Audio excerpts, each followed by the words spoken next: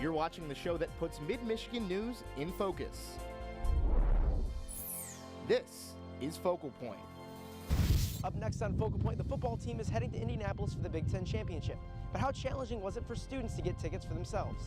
Later tonight at Focal Point, it may be easier to get your hands on concealed pistols and new gun laws in Michigan. Tonight on Focal Point, see how one man is contributing to MSU recycling and composting using only his bike and a buggy. Focal Point starts now. Good evening, I'm Daniel Hamburg. And I'm Itanese McMiller. Welcome to Focal Point. The Michigan State football team is en route to Indy tonight for the Big Ten Championship against Iowa.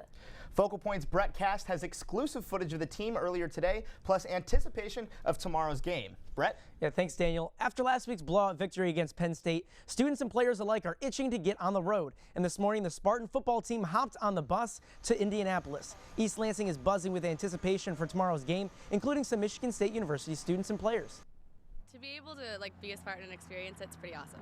It's fun to be a part of a team that's doing so well. If they beat Iowa tomorrow, make the playoff, that'd be really crazy. We made it back to the Final Four. It'd be really crazy if they won it and we won it. Now that would be crazy, but meanwhile, the marching band members gathered at Demonstration Hall to help pack up the instruments and get on the road. And for many, this will be their second visit to Lucas Oil Stadium, and everyone is hoping to get to see MSU get the win. To Indy when we went a couple years ago, and I have nothing but good memories from that place. Lucas Oil Stadium has been good to us in terms of football, so I think it'll be a really good day tomorrow. The band will have a big day tomorrow. They're performing at the Spartan Pep Rally and the halftime show.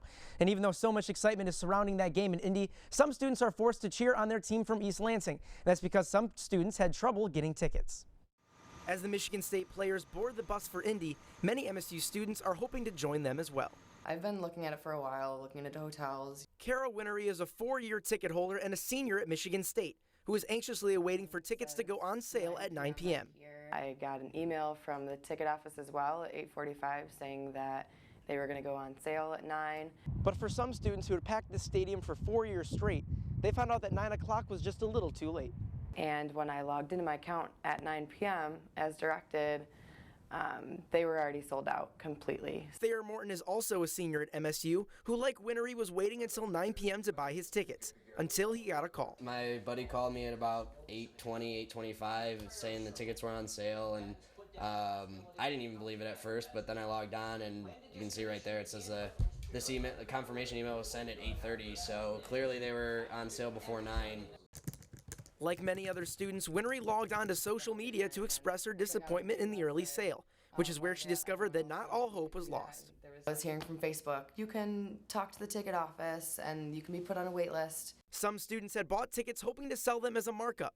However, those students soon found out that tickets cannot be resold. There were so many people that couldn't go that the ticket office started making them return the tickets. So Winery called and got herself on the waiting list, and she didn't have to wait long. 24 hours, I got an email saying I got a ticket. In the end, Winery is happy she can see her Spartans compete for a Big Ten title, but some don't have the same luck. I'm happy that it worked out for me, that I was able to get a ticket. I know there are so many other people that it wasn't such a happy ending. Yeah, I'm sure a sad ending for some, but if they get to see a Spartan victory, I'm sure it'll be a happy ending in the end. But however, for the big game tomorrow, Governor Rick Snyder officially declared today a Spartan Green Day. Kickoff time is set at 8:17 p.m. on Fox, and we'll have more about that game in sports. On the information and the facts as we know them, we are now investigating these horrific acts as an act of terrorism. Los Angeles FBI have determined that Tafshin Malik pledged her allegiance to ISIS on Facebook just before her and her husband murdered 14 people and injured 21 in San Bernardino, California. After thorough investigation of the home, the FBI also found more than a dozen pipe bombs and 1,000 rounds of ammo. Malik and her husband Syed Rizwan Farouk died in a shootout with police. 23-year-old Sydney Gort was back in court today for a bond hearing after being arraigned on November 26th for 2 counts of a false report or threat of terrorism in the packaging building at Michigan State University. After sitting in jail for more than a week, Sydney Gort appeared for her bond hearing alongside her attorney Ryan Berman. In court, he referenced the pretrial services report. Normally, they would recommend a personal recognizance bond, and that's what I was prepared to argue for today.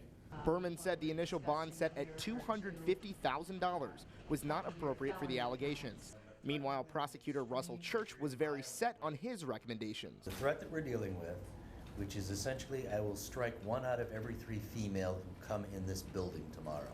That building is the School of Packaging, where Church says in April, Gort called 911 to report a bomb threat also on a bathroom stall in the same building. Interestingly, she had exams in that building on both of the days where those complaints were made.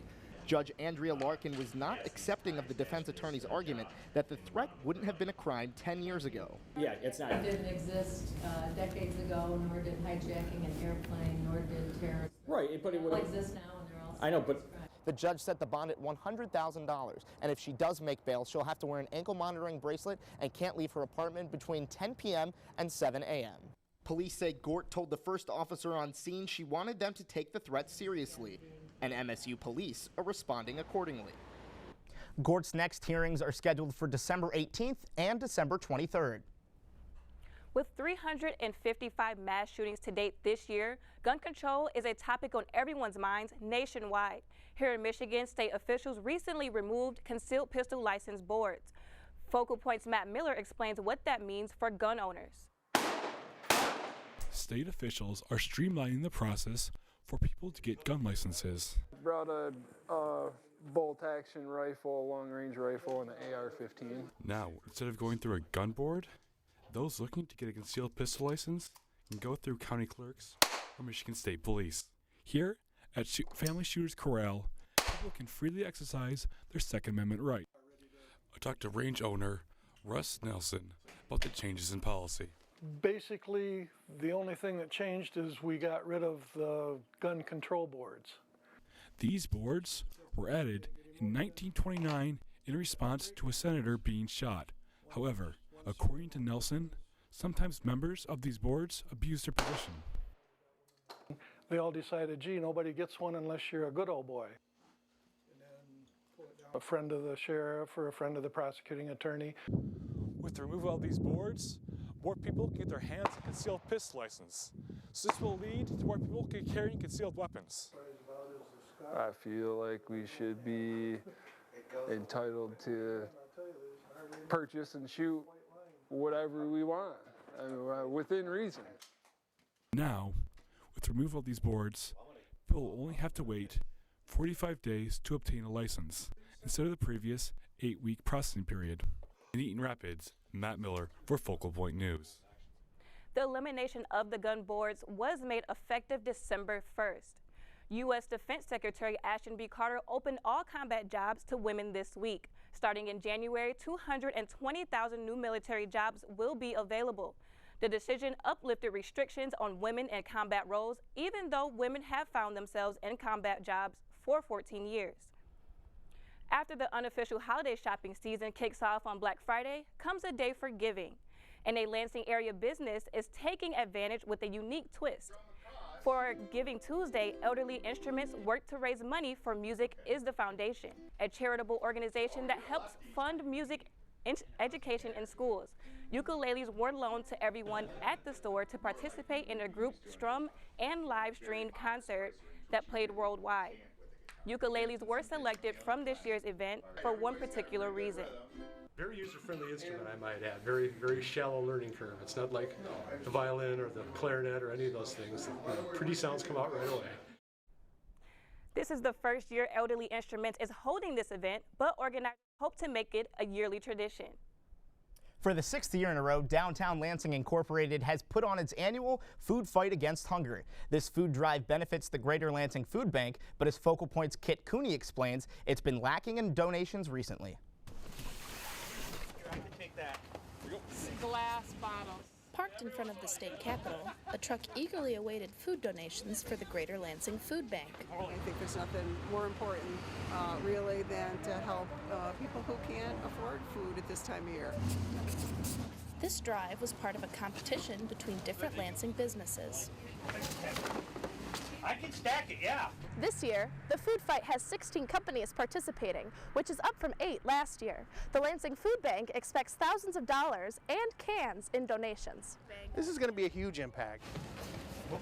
We're going to break those boxes up. Right? It's already Blue Cross Blue Shield of Michigan brought so much food that they had to reorganize the entire truck.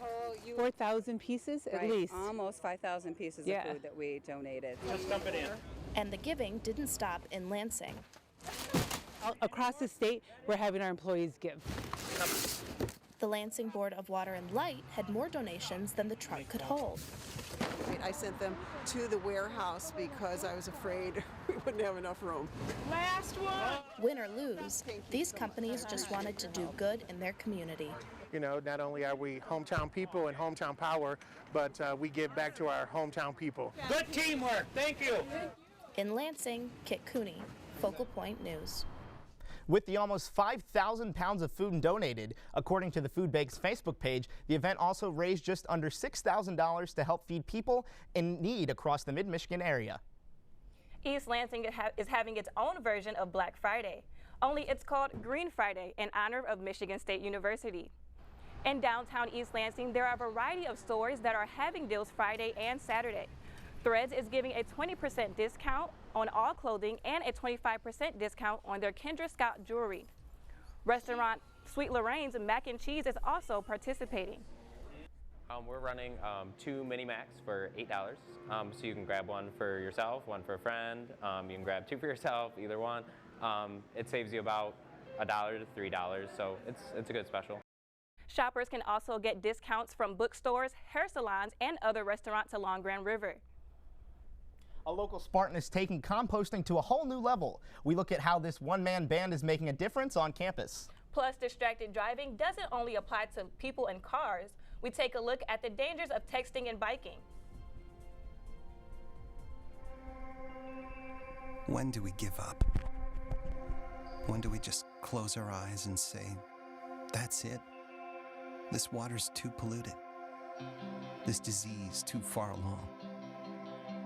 To a Spartan, the answer is simple. Never. Because Michigan State was founded on the belief that our purpose is to make the world a better place. And when you're open to unconventional thinking, value people's differences, and are willing to forge true partnerships, then and only then can you solve the world's toughest problems. Like renewable energy, clean water, and Parkinson's disease. Because we know our true triumph lies in the impact we make on the world around us. And after all, if we don't do it, who will? Spartans will. Michigan has seen some lower gas prices in the past few weeks. Michigan is now seeing the lowest gas prices in the country. Over the last year, the average price has fallen $1.06 statewide. According to the AAA field manager, Steve Zimmerman, says the decrease is due to oversupply, and he does not see that changing.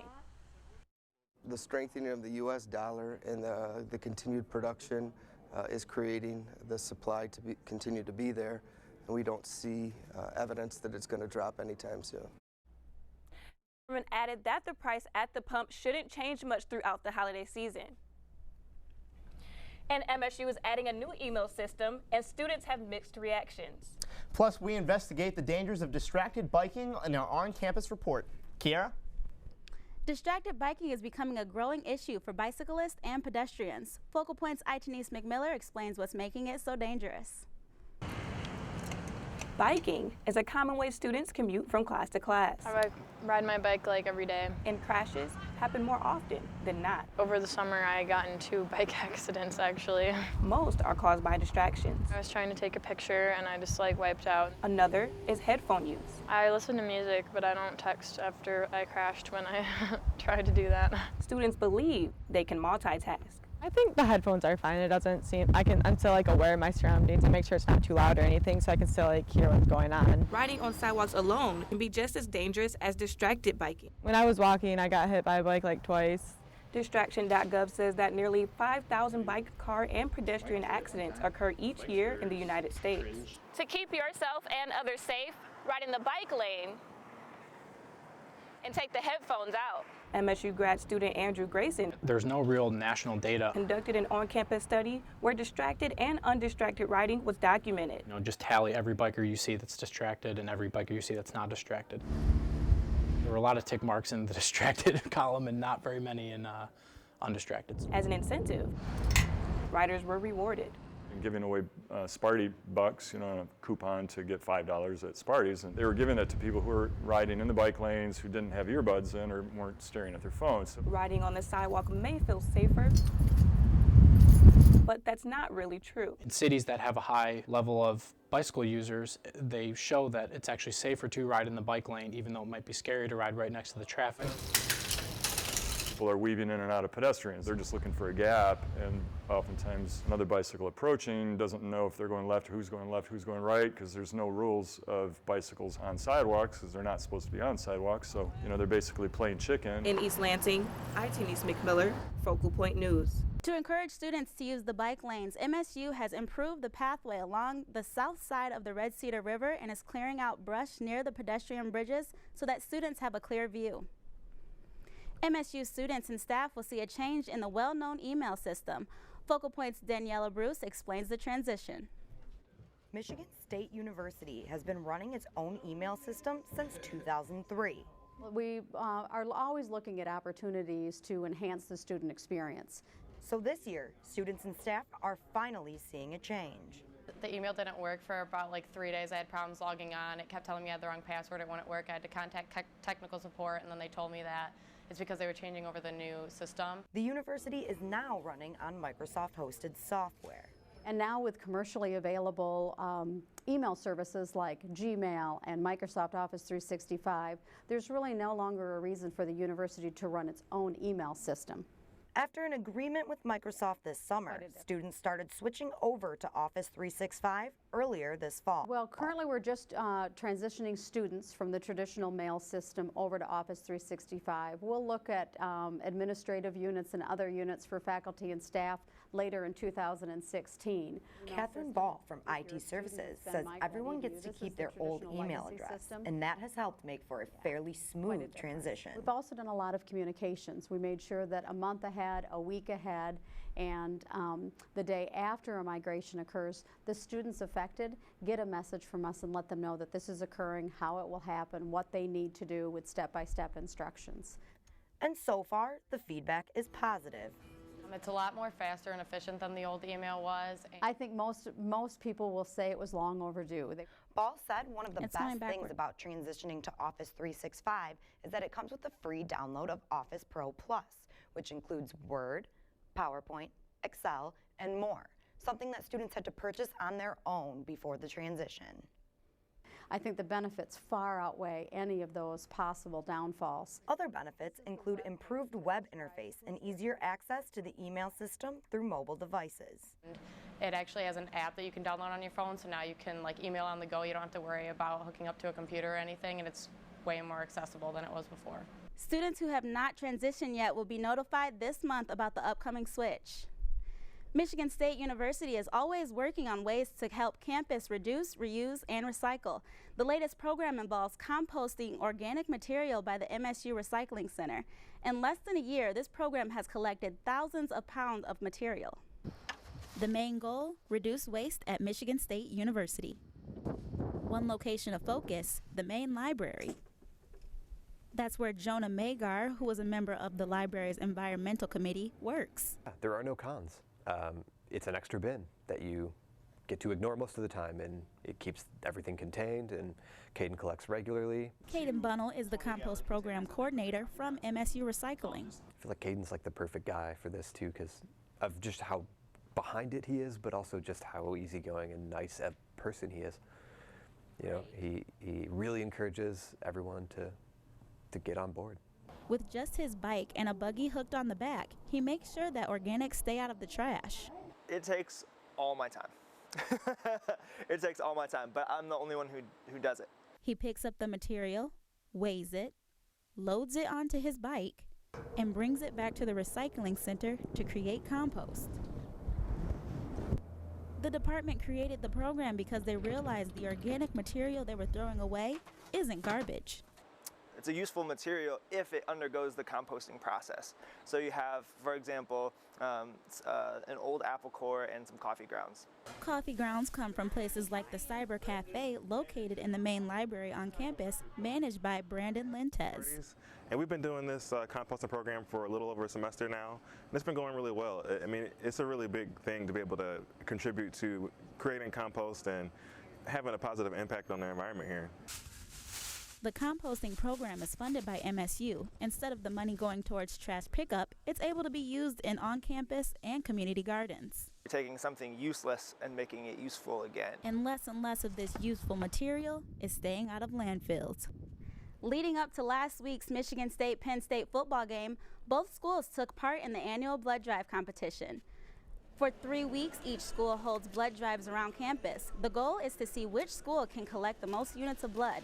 This year, MSU fell to Penn State for the first time in 4 years, collecting 954 units of blood to Penn State's 992. That's all that's happening on campus. I'm Kiera Lake. Well, the Spartans are gearing up for the big game tomorrow in Indy. Hear what Coach D'Antonio is saying about the matchup with Iowa. Plus, how a Spartan athlete is taking her education to the next level, next in sports.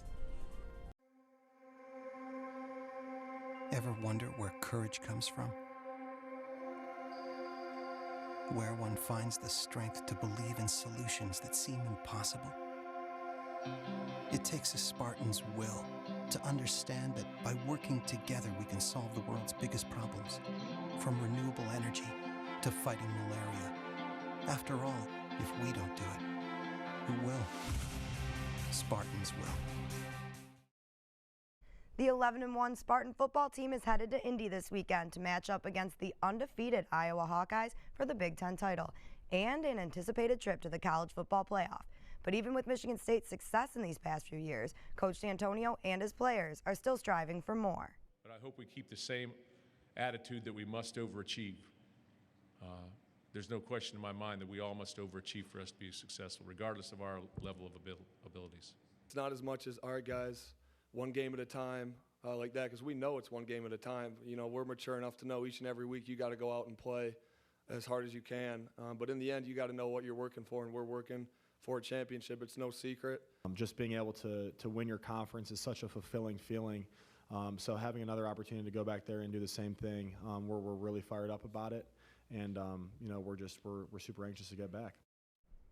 This will be Michigan State's third Big Ten championship appearance in just 5 years. After winning the Wooden Legacy tournament, the Michigan State basketball team returned home for a big matchup against the Louisville Cardinals. After coming to a slow start, MSU came back to win in a close one, 71-67. With games already against Kansas and Providence, Coach Tom Izzo believes that the tough non-conference schedule will only prepare his team for the long run ahead. Maybe the biggest thing that'll help you in March is that was a war, you know, and it was a war against a team that pressed and was huge. You know, it's always great in a non-conference if you can hit a bunch of different teams that do a bunch of different things. The Spartan men's basketball team is now ranking #1 in the CBS poll, and depending on Saturday's game, may rank in the same spot on the AP poll. And it was a different story for the women's basketball team. The Spartans lost to the Louisville Cardinals last Wednesday. MSU came out strong, but just after turning the ball over 12 times in one half, the game began to slip away. The Spartans made a strong attempt at a comeback in the second half and at one point only trailed by 1. But then MSU's leading scorer, junior Ariel Powers, left the game due to an injury and did not return, and neither did that Spartan lead. Louisville wins 85-78, and head coach Susie Merchant wasn't pleased with her team's performance. No, I don't know. I don't like close. I mean, it's just we got to be able to put it together. You know, it's disappointing down the stretch to have the opportunities that we had and just kind of not come up with them. So it's, you know, I did like our fight. That certainly was something that, you know, we adjusted some things defensively and tried, you know, did some things I thought that kind of got them out of a flow. The Spartans will take the court again Sunday at 2 p.m. against Loyola Chicago at the Breslin. The Spartan volleyball team has earned a spot in this year's Division I NCAA tournament, making this their 5th straight tournament appearance. MSU will take on the Sun Belt champion Arkansas State in the first round of play tonight at 8 p.m. And MSU head coach Kathy George said this team is ready to go. Not an easy draw, but one that we're thankful we're in, and we're looking forward to getting out there. MSU finished the regular season 18-13 overall and 10-10 in the Big Ten. Another Spartan athlete is being recognized, but for her efforts off the field. Sarah Coven, a co-captain for women's soccer, was named a Rhodes Scholar. Coven is among 32 winners and is the only one from Michigan. Fellowship winners will continue their work at the University of Oxford in the United Kingdom. Coven plans to pursue a Master's of Philosophy degree in Development Studies. And that's all we have for sports today. I'm Daniela Bruce. He's making a list and he's checking it twice. The holiday season has officially begun in Lansing. Focal Point's Michaela Colonna tells us how the capital city is gearing up for Old St. Nick. The Hope High School The Marching lights, Band is direct. bells, and hustle and bustle can only mean one thing. It's Christmas time in Lansing. We've been coming since our 6-year-old was born pretty much, and we just do it every year. It's a fun thing to do. The Capitol celebrated its 31st annual Silver Bells in the city. I come every year. I have done this for the past 20 years. It's a tradition. I love it. Silver Bells in the city brings together 80,000 people each year to celebrate friends, family, and a kickoff to the holiday season. Guests like the Barron family from Hazlitt have enjoyed the electric light parade and shopping for years. I took my kids here when they were little, and now we come when they're older, and we will take when they have their kids, we will bring their kids here. And many kids anxiously awaited the visit of one jolly old fellow. A lot of this stuff gets kind of lost in Christmas. The lights and the parades and just the Christmas spirit is alive and well here, so that's always a good thing. Following the parade is another long-time tradition. 3, 2, 1. With the lighting of the Christmas tree and fireworks over the Capitol Dome. It's everybody getting together, the community bringing Lansing together and all the outer little cities and towns together. I love it. In Lansing, Michaela Colonna, Focal Point News. Lansing residents can check out more holiday events this weekend, including Winter Glow, the Holiday Homes and Traditions Store, and Dickens Village in Old Town. That's all for tonight. Thanks for joining us. We now leave you with the sounds of Desmond Jones, a local jam band of Spartan alum. Good night.